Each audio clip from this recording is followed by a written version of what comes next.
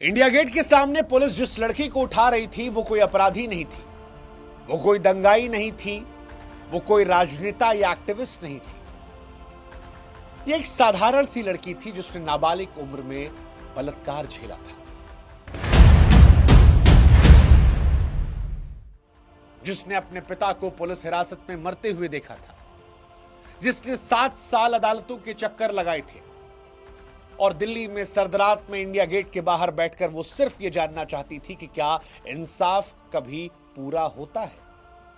लेकिन राजधानी के बीचों बीच कैमरों के सामने उसे ये सवाल पूछने से पहले उठा दिया गया। और जब ये उठाया गया तो 140 करोड़ भारतीयों के मन में सवाल आया कि क्या इस लड़की को उठाया जा रहा है या वो सवाल जो कहता है कि क्या भारत में वाकई में सभी नागरिकों के लिए समान कानून है।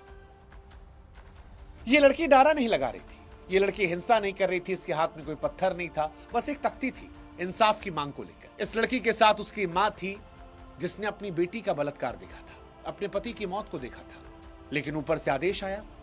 और जिस देश में बोलने की आजादी की बातें संसद से सड़क तक होती है, जिस दिल्ली में देश की राष्ट्रपति महिला है, जिस दिल्ली में मुख्यमंत्री महिला है,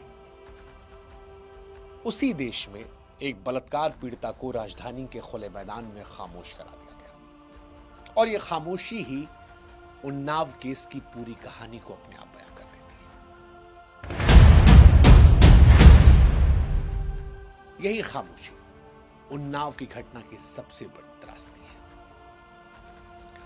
क्योंकि उन्नाव में जो कुछ अपराध हुआ था, अगर वो अपराध किसी मजदूर ने किया होता, किसी रिक्शे वाले ने किया होता, किसी खेत में काम करने वाले गुमनाम आदमी ने किया होता, तो शायद उन्नाव की कहानी यहां तक पहुंचती ही नहीं।